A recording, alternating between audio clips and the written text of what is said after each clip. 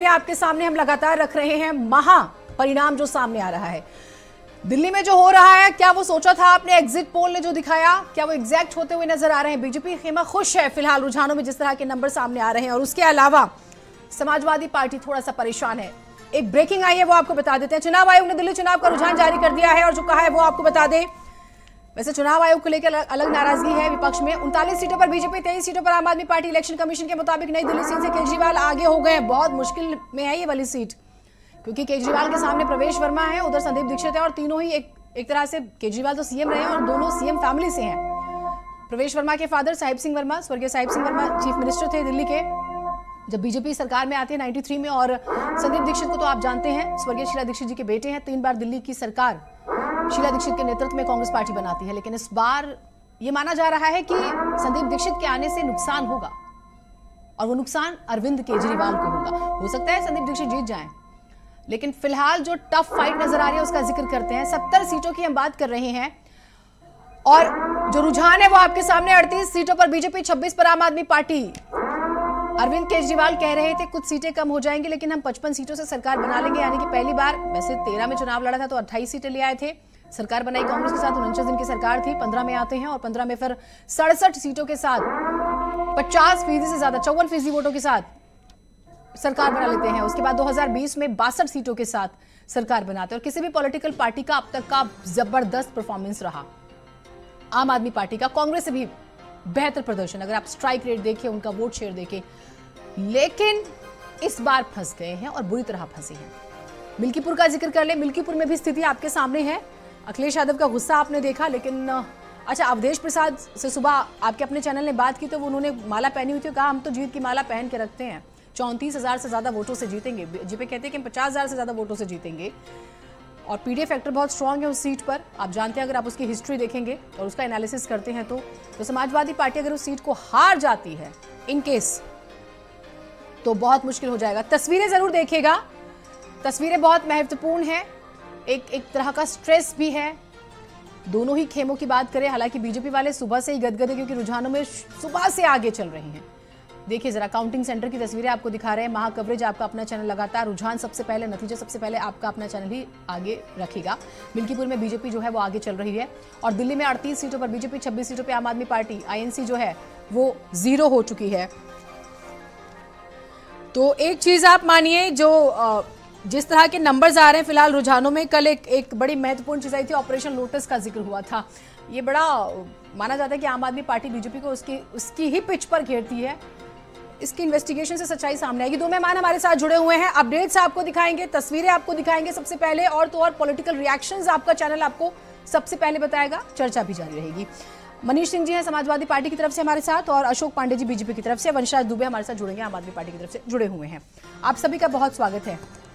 अशोक पांडे जी, शुरुआत आप ही से कर लेते हैं। रुझान कह रहे हैं कि दिल्ली में बीजेपी की बल्ले बल्ले।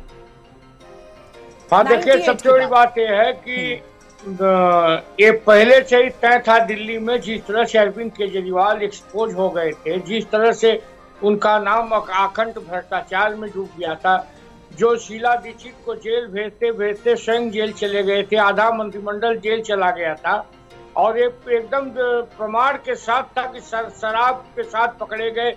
अभी चुनाव में पंजाब से बनी हुई शराब ट्रकों में लाकर मतदाताओं में बांटने के लिए आई थी, और उन्होंने कहा था कि दिल्ली को एकदम स्वच्छ बना देंगे। दिल्ली को नरक बना दिया उन्होंने। जिस तरह से यमुना का पानी गंदा हुआ, जिस तरह से मनहोल बह रहे थे दिल्ली में, और कहे कि पर वो ये भी तो कहते हैं यमुना जी उधर हरियाणा से होके आती है, आप ही की सरकार है।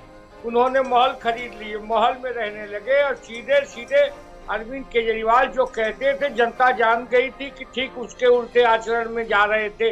निश्चित तौर पे जनता उनसे नाराज थी। अशोक जी, आपने शायद मेरी बात नहीं सुनी। अरविंद केजरीवाल कहते हैं यमुना जी उधर हरियाणा से ही आ रही है, आप ही की सरकार है। देखिए, पानी जो है जहर आप ही छोड़ रहे हैं। मैं आपके पास आती हूँ, एक अपडेट देते मिल्कीपुर से, जो बड़ी खबर आ रही है। मिल्कीपुर में 6ठे राउंड की गिनती पूरी हो चुकी है। मिल्कीपुर में जो हो रहा है वो बहुत महत्वपूर्ण। 17,047 वोटों से बीजेपी के प्रत्याशी चंद्रभानु पासवान आगे चल रहे हैं। 6 राउंड की गिनती पूरी हो चुकी है। मिल्कीपुर में हम शुरू से कह रहे हैं ये लड़ाई सिर्फ ऐसे नहीं कि एक बाई इलेक्शन जीतना है और एक एक बात कही जाती है बाई इलेक्शन तो सत्ता का होता है, ऐसा नहीं है। ये सब चुनाव जो था दरअसल मिल्कीपुर मान सम्मान प्रतिष्ठा का चुनाव था, ये गहरा संदेश देने का चुनाव था और इस वजह से इतनी शिद्दत से लड़ा गया। ना सिर्फ Akhilesh Yadav super active mode में रहते हैं, योगी आदित्यनाथ भी। अशोक जी आपसे मैं जवाब लूंगी, एक बार मनीष जी को शामिल कर देती हूँ। मनीष जी 17,000 वोटों से पीछे चल रहे हैं, क्या हो रहा है मिल्कीपुर में? ही है, बहुत अच्छी शायरी है। चमन को सींचने में कुछ पत्तियां झड़ गई होंगी, यही इल्जाम लग रहा है हम पर बेवफाई का। चमन को रौद डाला जिन्होंने अपनी पैरों से, वही दावा कर रहा है इस चमन के रहनुमाई का। बेवफाई किसने कर दी सर? जीनत जी, बेवफाई तो आप लोगों ने दिल्ली में कांग्रेस के साथ नहीं, ये जो वर्तमान में राजनीतिक परिस्थिति बनी है, इस परिस्थिति का जब आप मूल्यांकन करेंगी तो आपको आभास होगा कि भारत में अब डेमोक्रेसी नहीं बची है। भारत के लोकतंत्र को, भारत के संविधान को जिस तरह से भारतीय जनता पार्टी ने अपने शासनकाल में अपने पैरों से कुचला है, हमारे स्वाधीनता आंदोलन पर सवाल खड़ा कर दिया है भारतीय जनता पार्टी ने। जिस तरह से देश में हमारे महापुरुषों ने, देश के स्वाधीनता आंदोलन के नायकों ने जिस भारत की परिकल्पना की थी, उसको भारतीय जनता पार्टी ने गर्त में डाल दिया है। भारतीय जनता पार्टी ने पूरी तरह से समाप्त कर दिया है।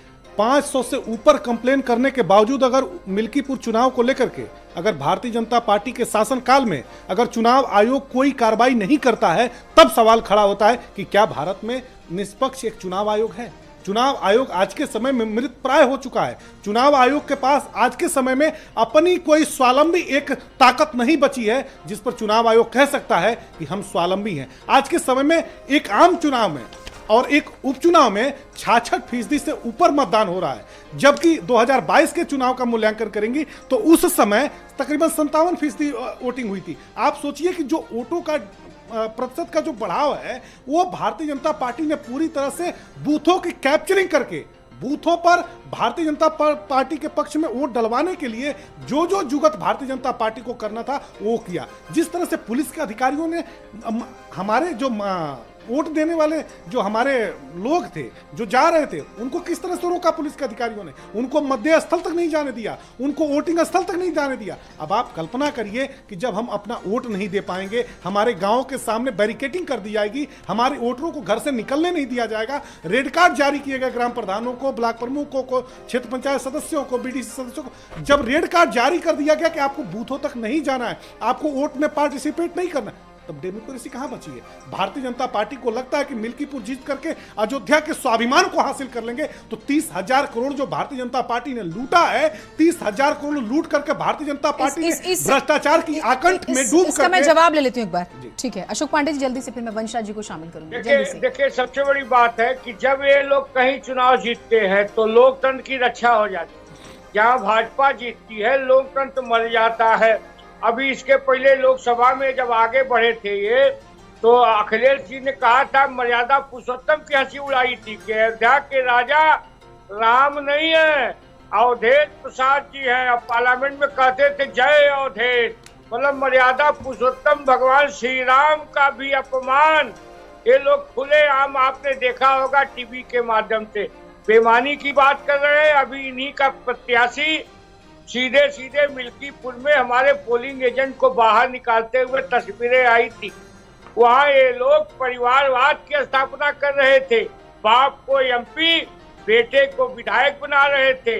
दलित को मैं चाहता हूँ कि अधिकार मिले, लेकिन एक पर बीजेपी में ऐसा नहीं है कि एक परिवार से 2 सांसद है सर। मिल्कीपुर की जनता ने मैं आपके पास आती हूँ, को ही देना है। हाँ। तो भारतीय जनता पार्टी के दलित को आगे बढ़ाएंगे। ठीक है, मैं आपके पास आती हूँ, एक बार वंशराज जी को शामिल कर लेती हूँ। सर ठीक है अशोक जी, अभी तो शुरुआत हुई है, पूरा दिन बाकी है, अभी तो लंबा मंथन होगा। मिल्कीपुर के नतीजों से तो 27 तक मैसेज जाएगा। ठीक है सर, एक सेकंड सर, ठीक है वंशराज, ठीक है सर, मुझे लग रहा है शायद मेरी आवाज नहीं जा रही। वंशराज क्या तैयार थे? जो रुझान आ रहे हैं वो क्या उसके लिए तैयार थे?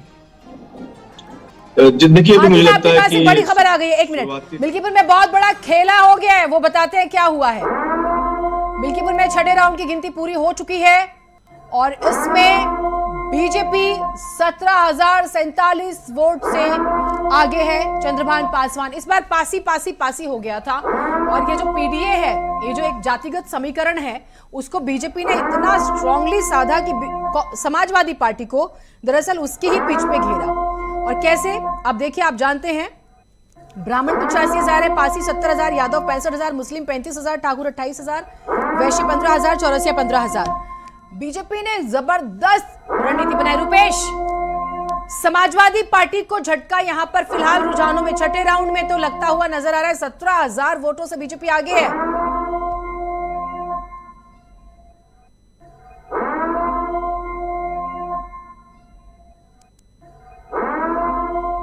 रुपेश, मेरी आवाज सुन रहे हैं आप?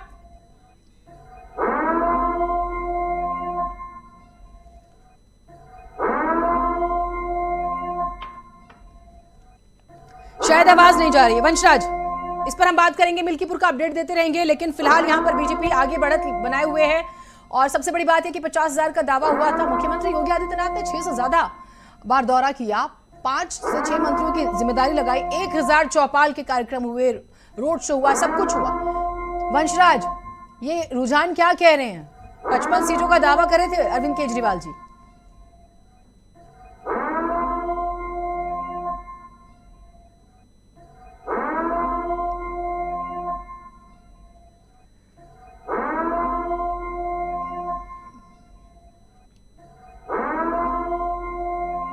जुड़ने की फिर से कोशिश करेंगे, थोड़ी टेक्निकल प्रॉब्लम है, लेकिन तस्वीर ओखला सीट पर बीजेपी आ गई। ओखला सीट, सोचिए, ओखला सीट पर इस बार AIMIM ने अपना कैंडिडेट उतार दिया। मतलब ओवैसी साहब जहां आते हैं वहां बीजेपी आगे हो जाती है। विपक्ष तो यही कहता है, यहां पर नजर भी आ रहा है। मुस्तफाबाद बीजेपी 16,181 वोटों से आगे, मुस्लिम बाहुल सीटें हैं। तो दिल्ली में भी जबरदस्त तरीके से चीजें बदलती हुई नजर आ रही है। रुपेश, फटाफट अपडेट दे दीजिए एक बार। मिल्कीपुर में तो 17,000 वोटों से बीजेपी आगे चल रही है। पूछो केवी शुक्ला, बताइए, बताऊंगा।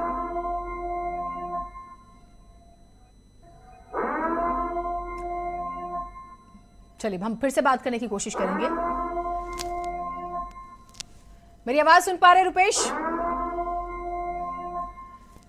मिल्कीपुर में बड़ा बदलाव हुआ है, हम लगातार दिखा रहे हैं। 6 राउंड के बाद जो काउंटिंग पूरी हुई है उसमें 17,047 वोटों से बीजेपी आगे है। प्रत्याशी चंद्रभानु पासवान जो है वो आगे चल रहे हैं।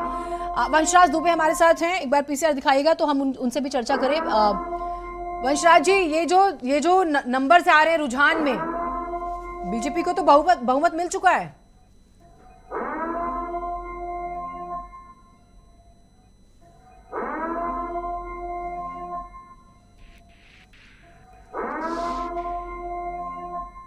चलिए बात करने की कोशिश करेंगे। ये तस्वीरें देखिएगा आप, जश्न शुरू हो गया है, जश्न शुरू हो गया है। हम सुबह ही कह रहे थे ऑर्डर किसने दिए मिठाई बंटने के, कौन बनने के, फिर कौन बांटेगा।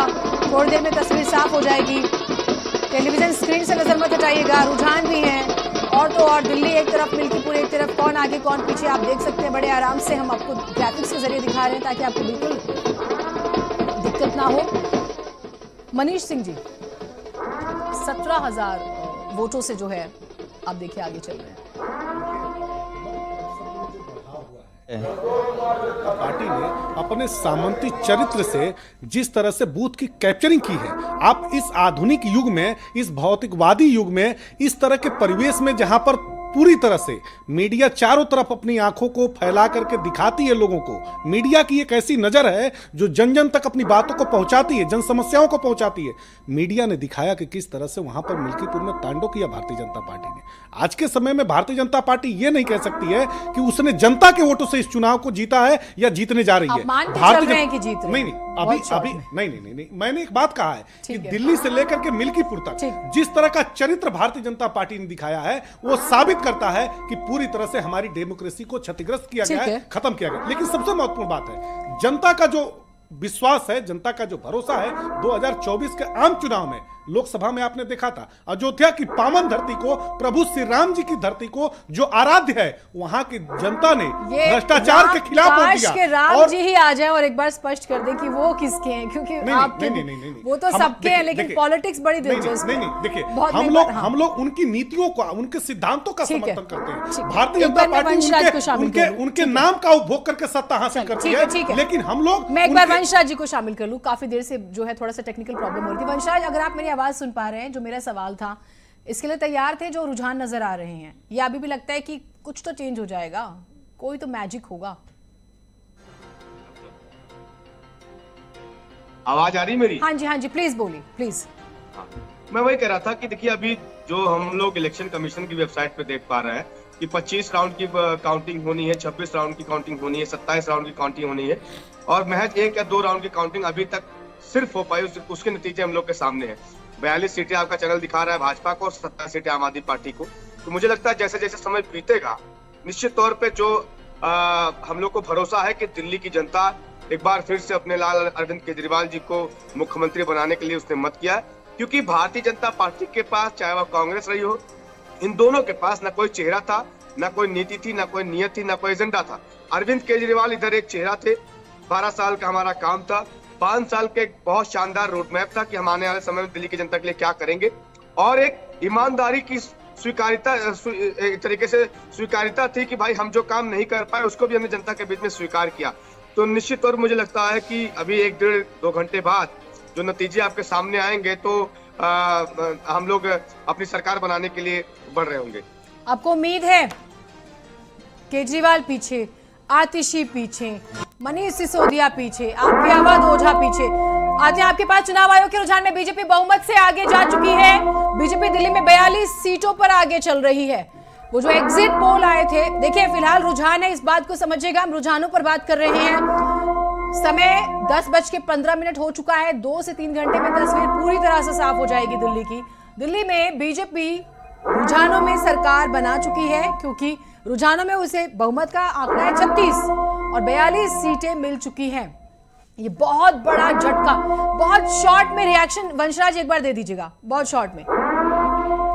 कि अभी जब आप इसको देखेंगे कि महज 100, 150, 200 वोटों से बहुत सारी सीटों पर कैंडिडेट बीजेपी के आगे चल रहे हैं, तो 1-1.5-2 घंटे के बाद या 2-4 राउंड के बाद नतीजे मुझे लगता है ज्यादा स्पष्ट हो पाएंगे। अभी सिर्फ 1 या 2 राउंड के नतीजे आपके सामने हैं और 26 राउंड, 23 राउंड, 22 राउंड होने हैं।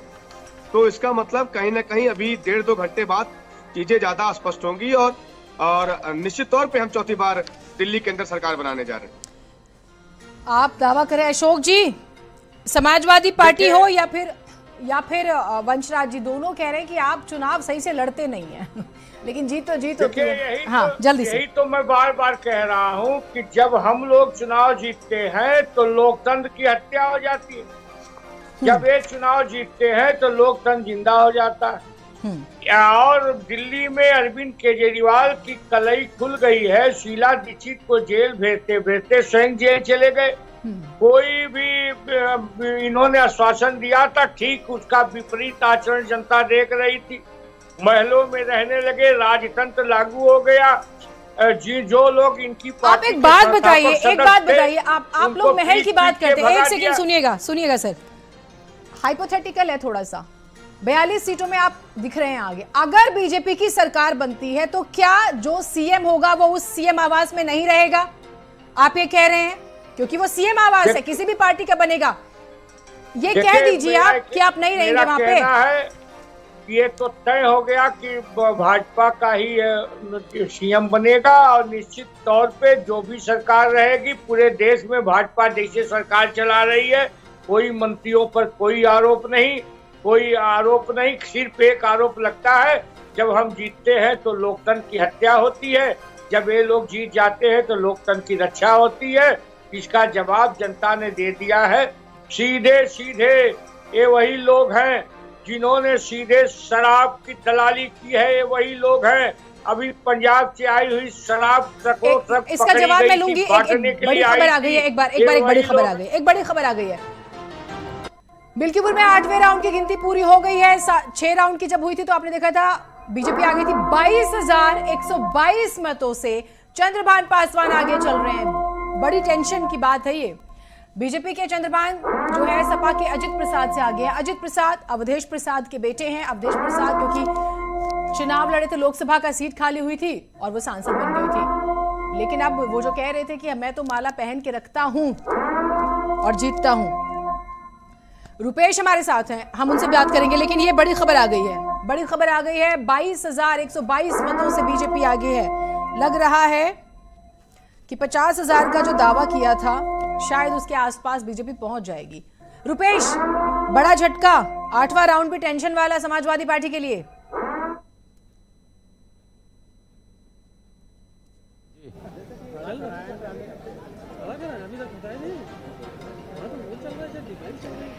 देखिए, इस तरह बात की जाए तो नवा रुझान भी अब आगे आया है। अगर बात किया जाए तो जो है 25,129 वोट से आगे जो है बीजेपी चल रही है।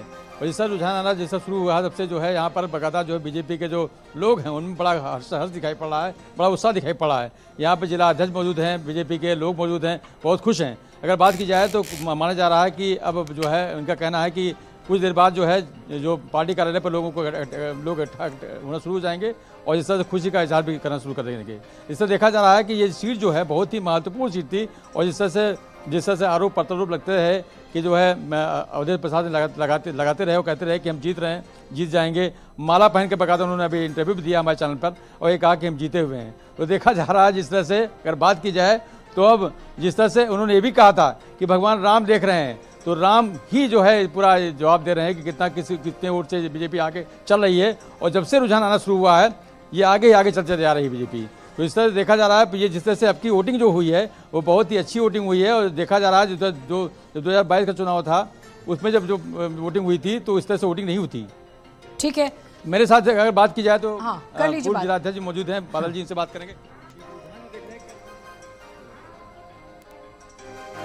चलिए, हाँ, वो परिणाम आ रहा है।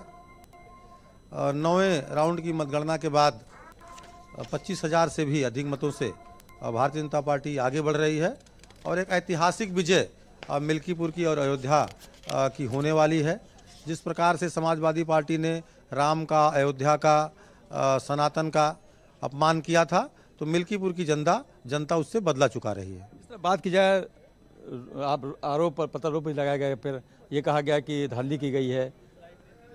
नहीं, ऐसा नहीं है। किसी बूथ पर जो समाजवादी पार्टी के फेवर के बूथ हैं वहाँ समाजवादी पार्टी भी वोट पा रही है, जीत रही है। और जो बीजेपी समर्थित वोट हैं वो भाजपा को मिल रहे हैं। ऐसा कहीं कुछ नहीं है। और वो बेबुनियाद आरोप समाजवादी पार्टी लगाती है, निराधार आरोप लगाती है। एक समय ऐसा था। खबर आ रही है अरविंद केजरीवाल नई दिल्ली से आगे चल रहे हैं, संदीप दीक्षित पीछे चल रहे हैं। मेहमान हमारे साथ जुड़े हुए वंशराज दुबे। टेंशन तो हो रही होगी। 41 और 28 कोई मैजिक लग रहा है आपको होता हुआ नजर आ रहा है, क्योंकि शीश महल यही सुनाई दे रहा है, यमुना यमुना यमुना। नहीं, मैं वही कह रहा हूँ कि आपको याद होगा कि शायद पिछले 2020 के चुनाव में भी आपने देखा था कि मनीष सिसोदिया जी लगभग 10 से 12 राउंड तक लगातार पीछे चल रहे थे और फिर आखिरी में जब आपने देखा 2-4 राउंड के बाद फिर वो 3,000 वोटों से जीते। तो बहुत सारी ऐसी सीटें हैं जब आप उसको देखेंगी तो 200, 250, 300 वोटों से कोई आगे चल रहा है, कोई पीछे चल रहा है। और 2 से 3-4 राउंडों की मुझे लगता है अभी गिनती हुई है। तो बहुत समय है अभी। मुझे लगता है इतने जल्दबाजी भाजपा के खास करके जो प्रवक्ता बैठे हैं आदरणीय अशोक जी, उनको नहीं करना चाहिए। मुझे जानकारी मिली है कि लोग सूट तैयार करके मुख्यमंत्री बनने के शपथ लेने के लिए तैयार हो गए हैं। लेकिन हरियाणा के इलेक्शन में भी आपने देखा था कि संभवतः 11:30-12 बजे तक कांग्रेस की सरकार बन रही थी। और जैसे वंशराज के आप लोगों ने सूट नहीं सिलवाए, आप लोगों ने मिठाई के ऑर्डर नहीं दिए, क्योंकि 55 सीटों का दावा तो अरविंद केजरीवाल जी कर चुके थे। ऑर्डर दिए। हम तो आम लोग हैं, आम आदमी, हमारे पास शर्ट पैंट है, शराब का ऑर्डर दिए हैं। शराब पियेंगे आप लोगों क्या कह रहे हैं? शराब वाले माफिया है ना, तेल लोग। अरे नहीं भाई, शराब ये लोग भी कहीं 150-200 से ही आगे हैं। ऐसा नहीं है कि नहीं। अशोक जी क्या कह रहे हैं? शराब पियेंगे? मुझे नहीं समझ में आया। 12 बजे खबर आई है शराब महंगी हुई है यूपी में। आप पार्टी का 12 बजे तक। नहीं अशोक जी अभी जल्दबाजी मत करिए। अशोक जी जल्दबाजी मत करिए। इस चैनल पे भी आपको शाम तक बैठना है, तो ऐसा ना हो कि 2 घंटे के बाद आप मुझे छुपाते हुए नजर आए। जेल में चला गया था और इससे बड़ा दुर्भाग्य क्या होगा फिर वो। अरे शराब आपने गुजरात में आपने शराब बंदी कर रखी है, वहाँ होटलों में मेन्यू मिलता है। हो जाएगी 12 बजे दिन में। आज दिल्ली स्वच्छ हो जाएगी। पापियों का अंत होगा, आपियों का अंत होगा। खुश है वाजपेयी जी, पांडे जी माफ चाहती हूँ, बहुत खुश है पांडे जी। वो कह रहे हैं आपने सूट वूट का ऑर्डर दे दिया है, सच्ची में दिया है? जल्दी से बता दीजिएगा। चलिए, 41 सीटों पर बीजेपी, 28 सीटों पर आम आदमी पार्टी आगे। इलेक्शन कमीशन का जो डाटा आ रहा है वो आपको बता रहे हैं। जो रुझान पटपड़गंज से आपके अवध ओझा 7,229 वोट से पीछे। वैसे पटपड़गंज में पिछली बार मनीष सिसोदिया बमुश्किल जीते थे। चुनाव आयोग ने दिल्ली चुनाव का रुझान जारी किया है, वो हम अपने दर्शकों को लगातार बता रहे हैं। देखिए, सटीक नंबर्स तो सिर्फ भारत समाचार पर जो हम आपको दिखा रहे हैं। आप कुछ कहना चाह रहे थे, जल्दी से बोलिएगा। भारतीय जनता पार्टी के प्रवक्ता महोदय ने कहा कि भारतीय जनता पार्टी के मंत्रियों के ऊपर कोई भ्रष्टाचार का आरोप नहीं है। मैं सीधे तौर पर उत्तर प्रदेश की सरकार और योगी आदित्यनाथ जी के ऊपर भ्रष्टाचार का गंभीर आरोप लगाते हुए ये कहना चाहते हैं कि 160 लाख करोड़ से ऊपर रुपए इन हाल के 8 वर्षों में योगी आदित्यनाथ की सरकार को मिले हैं। कई बार आपने देखा होगा एक बीजेपी के उम्मीदवार चंद्रभानु पासवान को आप देख रहे हैं। आज भगवान जी याद आ रहे हैं, सबको आने भी चाहिए। अपने अपने आराध्य के सामने नतमस्तक होना बुरा नहीं है, क्योंकि आप जैसे अयोध्या जीतकर अब अवधेश प्रसाद जो है पूरे पैन इंडिया हीरो बन गए थे और अखिलेश यादव सदन में बगल में बिठा लिया करते थे और खूब मजे लिए। हमने देखा बड़ा इंटरेस्टिंग तस्वीरें आती थी लोकसभा से और हर जगह अखिलेश यादव साथ में लेके चलते थे। अगर जीत जाती है बीजेपी ये सीट, राउंड्स में आगे है, तो कुछ वैसा ही फेस हो जाएंगे चंद्रभानु पासवान बीजेपी का। और ये देख रहे हैं, आशीर्वाद ले रहे हैं भगवान से। देखिए आपको आशीर्वाद नहीं मिला शायद। आशीर्वाद सबको मिलता है और सबको मिलना भी चाहिए, लेकिन सबसे ये बात है कि भारतीय जनता पार्टी अपने भ्रष्टाचार के आरोप से पीछे नहीं हट सकती है। जो उसने देश भर में लूट खसोट मचाया है, 1,80,000 किलोमीटर से उत्तर प्रदेश में ग्रामीण सड़कें हमारी पीडब्ल्यूडी की हैं। आज सारी की सारी सड़कें खंडहर में तब्दील हो चुकी हैं। उन सड़कों का पैसा भारतीय जनता पार्टी के शासन में बैठे हुए मंत्रियों ने, यहां तक कि वो विभाग लंबे समय से पीडब्ल्यूडी विभाग योगी आदित्यनाथ के पास है, उसका पैसा कहां गया? जनता पूछ रही है इस बात पर। मैं स्पष्ट तौर पर कहना चाहता हूं कि योगी आदित्यनाथ की सरकार भ्रष्टाचार की आकंठ में डूबी हुई है। एक संत रूपी मुख्यमंत्री जो यह कहता है कि हम उत्तर प्रदेश में पूरे तरह के हालात बदलने के लिए आए हैं, मैं कहना चाहता हूं कि इस मुख्यमंत्री ने उत्तर प्रदेश के हालात को बिगाड़ के रख दिया है। और अयोध्या की पावन धरती, अभी पिछले बरसात में आपने देखा होगा किस तरह से जिला अस्पताल से लेकर के रामपथ तक लबालब पानियों से भर गया, टूट करके खंडहर हो गया। जो रामपथ हमारा 1 साल भी नहीं चल पाया, वो भारतीय जनता पार्टी 30,000 करोड़ रुपए से ऊपर का जो अयोध्या की पावन धरती के विकास के लिए खर्च हुए थे, उन पैसों का क्या हुआ? बंदरबाट करके, लूट खसोट करके भारतीय जनता पार्टी ने भोजन कर लिया। लेकिन सबसे महत्वपूर्ण बात है, 30,000 करोड़ का भोजन, पूरा 30,000 करोड़ रुपए का भोजन किया है। और एक बात बताऊं आपसे, भारतीय जनता पार्टी के जो नेताओं का पेट है वो पूरे देश का भोजन कर जाएंगे। ये नहीं, सुन लीजिए, मैं ये बात इसलिए कह रहा हूं, ये बात मैं नहीं कह रहा हूं। आप चले जाइए गांव में, ये जल नल योजना है, पूरे गांव की सड़कें खुदी हुई हैं, पाइप डाल दिया, उससे अशोक जी को लाती हूं, ठीक है, पानी नहीं मिल रहा। अच्छा ठीक है, देख पॉलिटिकल एलिगेशंस होते हैं, लेकिन पूछ लेते थोड़ा लाइट नोट पे भी, 30,000 करोड़ का क्या खाया अशोक जी? ये जो आरोप है मैं उस पर पूछ रही हूँ। देखिए, आपको बता दें, पुरानी कहावत है, चोरों को सारे नजर आते हैं चोर, और चोर मचाए शोर। ये वही लोग हैं ना जो शिवपाल जी के नेतृत्व में पीडब्ल्यूडी को बेच के खा गए थे। ये वही लोग हैं ना जिन्होंने उत्तर प्रदेश में अपराध एक बात बताइए, आदिकाल से अनंत काल से, आलोक जी, आदिकाल अनंत काल से हमारे किसी भी मंदिर से एक बारिश की बूंद किसी हमारे देवता पर गिरी हो तो बता दीजिए। आपने जैसे ही राम मंदिर का निर्माण किया, बरसात की पहली पानी में, पहले ही बरसात की पानी की बूंद हमारे प्रभु श्री राम जी की मूर्ति पर पड़ने लगी। इस तरह का भ्रष्टाचार जब आप लोग कर सकते हैं हमारे आराध्यों के साथ, हमारे देवताओं के साथ जब आप लूट खसोट कर सकते हैं, तो एक शेर याद आता है इस बात पर कि बर्बाद गुलिस्ता करने को एक ही उल्लू काफी है, अंजाम गुलिस्ता क्या होगा, हर साख पे उल्लू बैठे हैं। मेरा कहना है ये अपराधियों की पार्टी है। और तो बाबू धनंजय सिंह कौन है जो योगी जी की गोद में बैठे हैं? बाबू अभय सिंह कौन है जो योगी जी की गोद में बैठे हैं? बाबू ब्रजेश सिंह कौन है जो एमएससी का चुनाव प्रधानमंत्री के क्षेत्र से जीत करके आते हैं? ये पूजनीय है, ये भारतीय जनता पार्टी के देवतुल्य लोग हैं, इनको देवता का सम्मान मिलना चाहिए। क्या इनको देव रूप में देखना चाहिए? इन तीनों अपराधियों को जिनका भारतीय जनता पार्टी ने संरक्षण किया है, इन तीनों बेताज बादशाह जो जराइम की दुनिया के बेताज बादशाह है, जरा इनसे इन लोगों ने किस तरह के अपराध काम किए? आज उत्तर प्रदेश पूरी तरह से अपराध में डूब चुका है। कब कहां पर किसकी लूट हो जाए, कब कहां पर हत्या हो जाए, कब किसकी जान चली जाए, कब किस महिला की आबरू लूट ली जाए, ये भारतीय जनता पार्टी के शासनकाल में मर्यादा पुरुषोत्तम राम नहीं है, अवधेश प्रसाद है। भाजपा का एमपी जब कहता था जय श्री राम, ये कहते थे जय अखिलेश। इतना दिमाग खराब हो गया था कि मर्यादा हमारा दिमाग कभी नहीं खराब होता है। हम लोग लोकतंत्र में मैं इस जनमत को प्रणाम करता हूं। जिस तरह से देश के यशस्वी प्रधानमंत्री और मुख्यमंत्री योगी आदित्यनाथ जी के रीतियों और नीतियों से प्रभावित होकर मिल्कीपुर की जनता ने जिस तरह से अपार जन समर्थन दिया है, उसके लिए मैं मिल्कीपुर की जनता के चरणों में कोट कोट प्रणाम करता हूं, वंदन अभिनंदन करता हूं।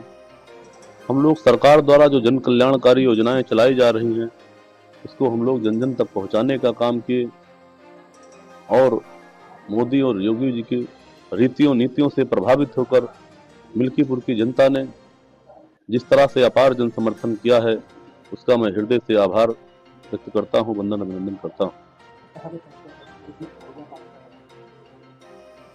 प्रभु श्री राम सला हमारे आराध्य देव हैं, हनुमान जी महाराज, भगवान सूर्यदेव को मैं प्रणाम करता हूं। मैं अपने घर से सुबह निकलते ही माँ भगवती दुर्गा जी के दर्शन किए, पूजन किया शिव जी का, फिर माँ कामाख्या धाम दर्शन के उपरांत हनुमानगढ़ी गए, वहाँ से उपरांत तो भगवान सूर्यदेव के दर्शन कर रहा हूँ। उन्हीं के आशीर्वाद से ही संभव हो पाया है और हमारे मिल्कीपुर के जनता के आशीर्वाद से ही संभव हुआ है। मिल्कीपुर का जनता को मैं प्रणाम करता हूँ। धन्यवाद। पासवान रुदौली से 2 बार जिला पंचायत सदस्य चुने जा चुके हैं। पत्नी जिला पंचायत सदस्य हैं। परिवार मुख्य रूप से सूरत की साड़ियों का कारोबार करता है। पूरा परिवार इस कारोबार में है। चुनाव लड़ रहे हैं, बड़ा चेहरा बन गए हैं, क्योंकि जैसे अवधेश प्रसाद बड़ा चेहरा बन के उभरे 24 के चुनाव में, वैसे ही चंद्रभानु पासवान अगर जीत जाते हैं तो फिलहाल तो आगे चल रहे हैं। वंशराज, 27 सीटों पर रुझानों में आम आदमी पार्टी कहां, देखिए ये नतीजे नहीं है, एक अपडेट आ गया वो बता देते हैं। मिल्कीपुर में 9वें राउंड की गिनती पूरी हो चुकी है, बड़ी अपडेट, और 25,378 वोटों से बीजेपी प्रत्याशी चंद्रभानु पासवान आगे चल रहे हैं और उनको मिले हैं अभी तक 47,176 वोट। सपा प्रत्याशी अजित प्रसाद को 21,798 वोट मिले हैं। एक बड़ा गैप है, बड़ा डिफरेंस है। क्या ये बाकी के बचे राउंड में पूरा हो पाएगा, ये अपने आप में सवाल है। प्रत्याशी चंद्रभानु पासवान का हम जिक्र कर रहे हैं, 47,176 वोट उन्हें मिले। 9 राउंड की काउंटिंग पूरी हुई है। हम कोशिश करेंगे अपने सहयोगी से जुड़े और अपडेट भी ले लें, लेकिन ये बड़ी खबर आप लोगों को दिखा रहे हैं। टेली आप देख पा रहे हैं टेलीविजन स्क्रीन पर, दिल्ली में 45 सीटें बीजेपी। रुपेश, एक बार जल्दी से अपडेट दे दीजिएगा। 25,378 वोटों से चंद्रभानु पासवान आगे हैं, ये तो बड़ा मार्जिन हो गया।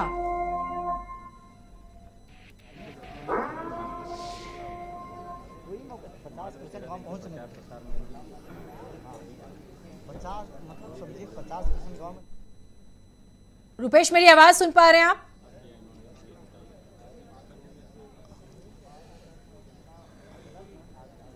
शायद आवाज नहीं आ पा रही। अशोक पांडे जी, अब जल्दी बता दीजिए, सूट का ऑर्डर दे दिया था कि नहीं, जो वंशराज जी कह रहे थे? वाले लोग नहीं है, क्योंकि गरीब किसान के बेटे हैं। ये जरूर है कि अरविंद केजरीवाल की तरफ फर्जी हम लोग नहीं है कि झूठ जो कहते हैं उसका ठीक विपरीत आचरण करते हैं। हम लोग उसमें के नहीं है। हम लोग जब सत्ता रहती है तो सैफई महोत्सव कराने वाले लोग नहीं है। हम लोग जब सत्ता रहती है तो राम मंदिर का निर्माण करने वाले लोग हैं। अब एक बात बताइए, चलिए मैं आपकी बात मान लेती हूँ, सुनिए तो सही। आप इतनी मासूमियत वाली बातें कर रहे हैं कि लोग सोच रहे होंगे अच्छा अशोक पांडे जी की सच में कभी सूट वूट नहीं पहने हैं। एक बात बताइए, ब्लेजर सूट पहनने के लिए क्या किस चीज की खास जरूरत है? क्या आप ब्लेजर सूट नहीं पहनते हैं? वैसे ही बता दीजिए, या बीजेपी के लोग ब्लेजर सूट नहीं पहनते हैं? देखिए, अपराध थोड़ी है सर। लेकिन सूट को अगर ये लोग मजाक में ले रहे हैं तो मजाक वाला सूट हम नहीं पहनते। हम शराब के दलाल नहीं हैं।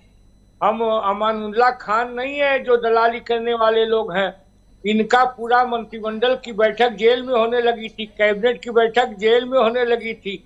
जनता ने इन्हें सीधे सीधे नकारने का काम किया है और जिस तरह से इन लोगों ने जो कहा उसके विपरीत आचरण दिल्ली में दिखाने का काम किया, ये उसका जवाब जनता ने दिया है। वंशराज जल्दी से प्रतिक्रिया। देखिए जीनत, एक तो अशोक जी इतने बुजुर्ग भी हैं, हमसे बड़े भी उम्र में, बार बार दलाल शब्द का इस्तेमाल कर रहे हैं। दरअसल ये उस पार्टी से आते हैं जिनके राष्ट्रीय अध्यक्ष बंगारू लक्ष्मण ने रक्षा सौदे में दलाली खाई, कैमरे के सामने पकड़े गए और उसके बाद सजा याफ्ता भी हुए।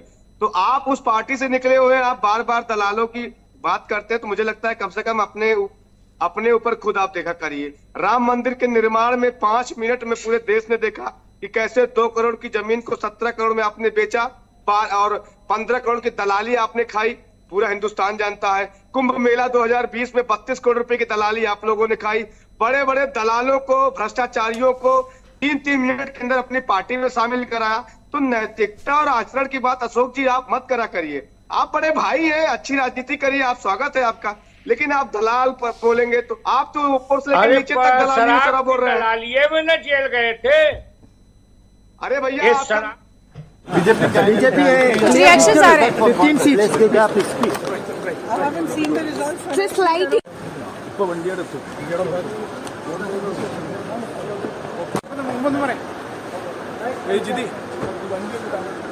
कोई सीट नहीं, रुझानों में भी नहीं, और शायद इसी वजह से कुछ भी नहीं बोली।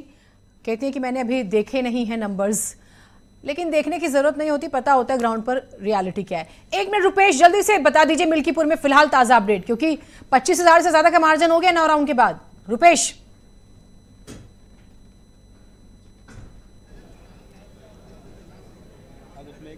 दसवां राउंड भी आ गया है। बता दें स्वाति जी कि जिस तरह बात की जाए तो 28,117 वोट से मतलब आगे चल रही है इस समय। अगर बीजेपी बात की जाए तो जिस तरह से बात की जाए रुझान आता चला जा रहा है और बीजेपी आगे चल रही है। इस तरह देखा जा रहा है कि जो है रुझान तो हर मिनट पे मिल रहा हम लोग को है। अगर बात की जाए तो उत्साह की बात अगर देखा जाए तो बीजेपी में बड़े उत्साह यहाँ पर है। और जिस तरह से बात किया जाए तो आज़ाद समाज पार्टी के भी हमारे पास प्रत्याशी खड़े हैं, इनसे बात भी करना चाहेंगे। कैसा चुनाव रहा आपका? देखिए, चुनाव बहुत अच्छा रहा, लेकिन ये जो चुनाव है पहले से हम जो चंद्रभान जी हैं बीजेपी के कैंडिडेट, उनको बधाई देते हैं, लेकिन जीत बेईमानी करके जीत की बधाई है। सर्टिफिकेट तो एक फॉर्मेलिटी है, ये जीत है बेईमानी करके। उपचुनाव मिल्कीपुर का जो हो रहा उनको जिताया जा रहा है, ठीक है, पूरी तरीके से जीत उनकी स्क्रिप्टेड थी, उसी हिसाब से ये फॉर्मेलिटी हो रही चुनाव की। उनको तो वैसे ही सर्टिफिकेट दे देना था। ये चुनाव निष्पक्ष नहीं हुआ है। हम लोग तमाम जो फर्जी वोटिंग करने वाले लोग थे, ऐसे लोगों को समय समय पे कई जगहों पे पकड़ के दिया प्रशासन के लोगों को, लेकिन उस पर कार्रवाई नहीं हुई। तो ये चुनाव जो है निष्पक्ष नहीं हुआ, ये बेईमानी की जीत है। भाई साहब को, बीजेपी के जो कैंडिडेट हैं उनको मुबारक हो पहले से सूरज चौधरी की तरफ से। सूरज चौधरी का कहना है कि ये नहीं पूछे सूरज चौधरी जी, आपको तो आरोप लगे समाजवादी की पार्टी की तरफ से कि आपको तो प्रोजेक्ट किया गया, आप तो नुकसान पहुंचाने के लिए ही चुनाव मैदान में उतरे थे। क्यों मनीष जी, आपके दुख में शामिल हो रहे हैं, आप क्या कहेंगे? देखिए, उन्होंने स्पष्ट तौर पे कहा है कि ये स्क्रिप्टेड जीत है। हम लोगों ने बार बार इस बात को कहा है कि जिस तरह से बाई इलेक्शन कराए जा रहे हैं भारतीय जनता पार्टी के शासनकाल में, उस तरह का हम लोगों ने कभी कल्पना नहीं किया था कि आजाद भारत में कोई ऐसी डेमोक्रेटिक सरकार इस तरह की कर सकती है। योगी आदित्यनाथ जी के स्वभाव को सब लोग जानते हैं। हम तो शुरू से इस बात को पुरजोर तरीके से कहते हैं कि योगी आदित्यनाथ एक डिक्टेटर लीडर हैं, उनके अंदर सामंती स्वभाव बैठा हुआ है, उनके मन मस्तिष्क में। एक चीज बताइए, क्या योगी आदित्यनाथ ने रैलियां नहीं की? एक जवाब दीजिएगा। योगी आदित्यनाथ जी प्रचार प्रसार नहीं किया, मिल्कीपुर नहीं गए, कार्यकर्ताओं से नहीं मिले, चौपाले नहीं की, नुक्कड़ सभाएं नहीं की, पन्ना प्रमुख नहीं काम करते हुए नजर आए, मेरा बूथ सबसे मजबूत, क्या ये सब नहीं हुआ? जीनत जी, आप मूल्यांकन करेंगी तो समाजवादी पार्टी की एक एक कार्यकर्ता और नेताओं ने गली गली जाकर के, घर घर जाकर के लोगों से अपील किया, आग्रह किया, निवेदन किया। आरक्षण को जिस तरह से, देखिए, बहुत गंभीर सवाल मैं खड़ा कर रहा हूं, भारतीय जनता पार्टी ने जिस तरह से आरक्षण के खिलाफ बयान दिया, जिस तरह से डेमोक्रेसी के खिलाफ बयान दिया, जिस तरह से संविधान के खिलाफ बयान दिया, क्या जनमानस हमारे साथ 2024 में नहीं खड़ा हुई? भारतीय जनता पार्टी का जो स्वभाव है डेमोक्रेसी के खिलाफ, संविधान के खिलाफ, जो आरक्षण है उसके खिलाफ, भारतीय जनता पार्टी के बारे में सब लोग जानते हैं। जीनत जी, सबसे स्पष्ट बात है, योगी आदित्यनाथ जी भाषण देने से अगर उनको वोट मिलता तो योगी आदित्यनाथ जी की 2022 में सरकार चली गई होती। 2022 में बड़ी खबर आ गई, एक बड़ी खबर आ गई। हम चर्चा करते रहेंगे, लेकिन रुझान भी बहुत महत्वपूर्ण है। इलेक्शन कमीशन के आंकड़ों में सभी 70 सीटों के रुझान सामने। आज का बीजेपी 41 सीटों पर, आम आदमी पार्टी 29 सीटों पर है। 70 की 70 सीटों की स्थिति आप देख लीजिए। चौथे राउंड में केजरीवाल 223 वोटों से आगे हैं। एक लोकप्रिय चेहरा, मोदी जी की गारंटी पर पार्टी का अपना राष्ट्रीय यकीन दिखाया है, यह संकेत मिल रहा है और मध्य वर्ग के मन में विकसित भारत के उस संकल्प को आत्मसात करके आगे बढ़ने का लक्ष्य दिखाई पड़ रहा है, जो मोदी जी ने विकसित भारत का लक्ष्य रखा है। तो मैं इसे एक सकारात्मक परिणाम मानता हूं और यह भी मैं मानता हूं कि जब अंतिम परिणाम आएंगे तब हम बेहतर विश्लेषण कर सकेंगे, परंतु ये कहीं ना कहीं जो नई प्रयोगधर्मी राजनीति थी वो कितनी संकट कारक हो गई है वह भी दिखाता है। दिल्ली की जनता उससे ऊब गई थी। जो माननीय प्रधानमंत्री जी ने आपदा शब्द कहा था, तो हमारे यहाँ एक कहावत होती है कि रहीमन विपदा हूं भली जो थोड़े दिन होए, हित अनहित या जगत में जानी परत सब कोय। ये बहुत लंबी विपदा थी जो करीब करीब 10 साल तक चली, परंतु इसने हित और अनहित यानी दिल्ली के हित में क्या है और अहित में क्या है इसका आभास करवा दिया है, और उनके चेहरे पे, आम आदमी पार्टी के चेहरे पे पड़ा हुआ नकाब उतरता हुआ दिख रहा है। त्रिवेदी को आप सुन रहे हैं, उनका अंदाज जो स्पीच का होता है सभी जानते हैं और उसी अंदाज में नजर आए। एक बात जो पांडे जी से हम जवाब ले लेते हैं। अशोक पांडे जी, बहुत खुश होंगे आप, लेकिन आपके पैनल में जो 2 गेस्ट हैं वो तो सवाल उस पूरी प्रक्रिया पर उठा रहे हैं। मनीष सिंह जी ने तो मुख्यमंत्री को लेकर जो बात कही आपने सुना होगा। देखिए, दुर्भाग्य है कि ये जब इन लोगों ने ईवीएम हैक एक शब्द, अरे ईवीएम पर सुनिए अशोक जी एक छोटा सा मेरा उत्तर सुन लीजिए, उसके बाद अपनी बात पूरी करिएगा। हमारे नेता श्रद्धेय अखिलेश यादव जी ने स्पष्ट तौर पे कहा कि अगर 80 की 80 सीटें भी हम जीत जाएंगे तब भी हम ईवीएम पर सवाल खड़ा करेंगे। हम चाहते हैं कि बैलेट पर चुनाव हो और बैलेट की मतगणना होगी, उसका जो जनादेश होगा वो हमें स्वीकार होगा। ये हमारे नेता ने स्पष्ट तौर पर कहा। एक बार सुन लीजिए। और जब ये लोग चुनाव जीतते हैं, जब चुनाव इनका प्रत्याशी जीतता है, वहाँ ईवीएम भी सही रहती है और लोकतंत्र भी जिंदा रहता है। और जहाँ भाजपा, और एक खुशखबरी आ रही है वंशराज दुबे जी के लिए, वो भी बता देते हैं। इसी के आंकड़ों में सभी 70 सीटों के रुझान आ चुके हैं। बीजेपी 40 सीटों पर, आप 30 सीटों पर 1 सीट का इजाफा हो गया है। तो जो बात कह रहे थे कि आप थोड़ा सा इंतजार कर लीजिए, कुछ बदल जाएगा। वंशराज, नंबर्स थोड़े से फेवर में आ रहे हैं, जल्दी से रिएक्शन दे दीजिए अपना।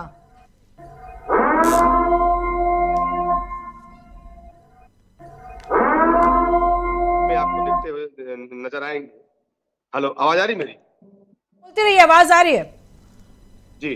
वही कह रहा हूँ कि निश्चित तौर पे 36 सीटें चाहिए होती हैं दिल्ली विधानसभा में सरकार बनाने के लिए, और आपका आंकड़ा जो दिखा रहा है वो 6 सीटें हमको पीछे दिखा रहा है जरूर हमको, लेकिन मुझे लगता है कि अभी जैसे जैसे 2-4 राउंड और आगे बढ़ेंगे तो हम बहुमत का जो आंकड़ा है उसको निश्चित तौर पर पार करेंगे और चौथी बार अरविंद केजरीवाल जी की सरकार बनेगी।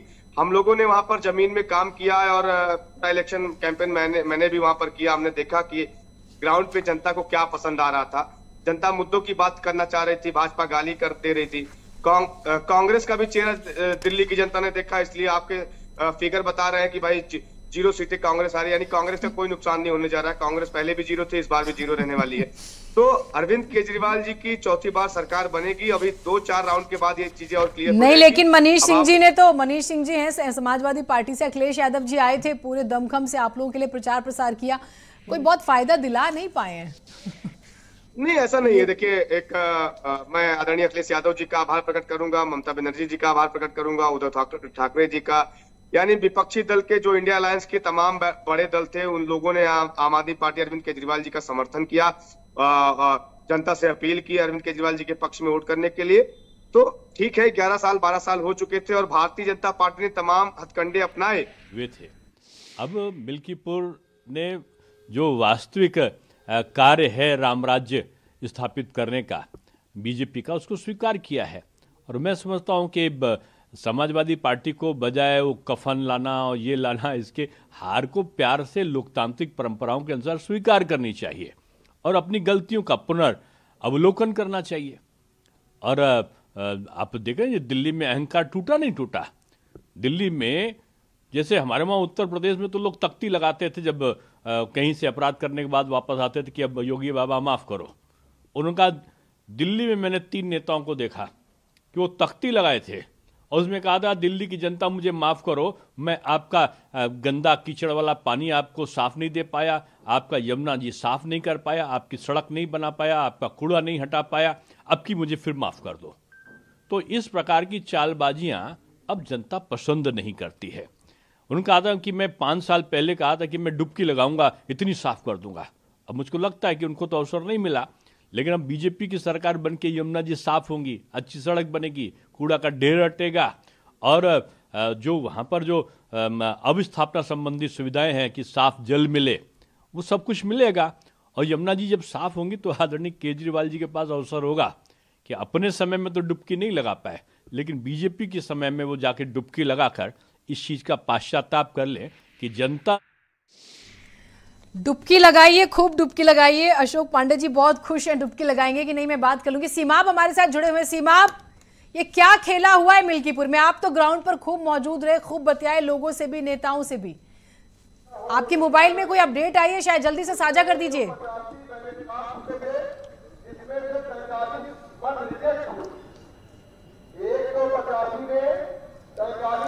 देखिए, बिल्कुल तमाम जो है वो चीज़ें यहाँ पर देखने को मिली थी चुनाव से पहले और चुनाव के दौरान। तो उन सब चीज़ों पे डिस्कस करके जो है वो हम लोग ये जान सकते हैं कि किस तरह से भारतीय जनता पार्टी को बढ़त मिली। जैसे कि तमाम ऐसे मुद्दे थे जिनको लेकर भारतीय जनता पार्टी समाजवादी पार्टी पर हमलावर रही। जैसे मोहित खान का मुद्दा रहा। मोहित खान को भारतीय जनता पार्टी ने मुद्दा बनाया और मिल्कीपुर चुनाव में पूरी तरह से मुद्दा छाया रहा। यहाँ तक कि मुख्यमंत्री योगी आदित्यनाथ ने भी इस बात का जिक्र किया कि मोहित खान जैसे जो है वो जो अपराधी हैं उनको कहीं ना कहीं समाजवादी पार्टी संरक्षण देने का काम करती है। दूसरा मुद्दा राम मंदिर का रहा कि राम मंदिर जो है वो हम लोगों ने बनवाने का काम किया और हमारी सरकार में बना।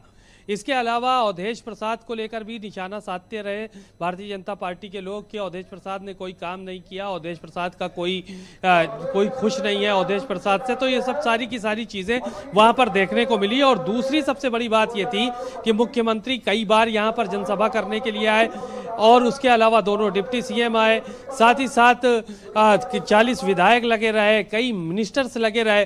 तो गली गली गांव-गांव जाकर अपने समाज में जाकर उन लोगों ने वोट मांगने का काम किया।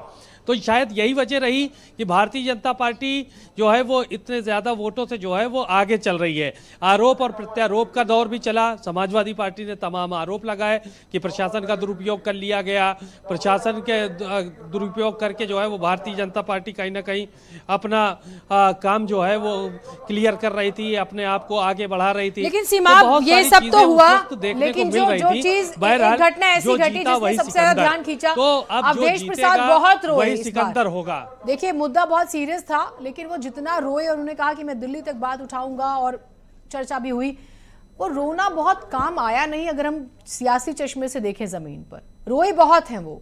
देखिए अवधेश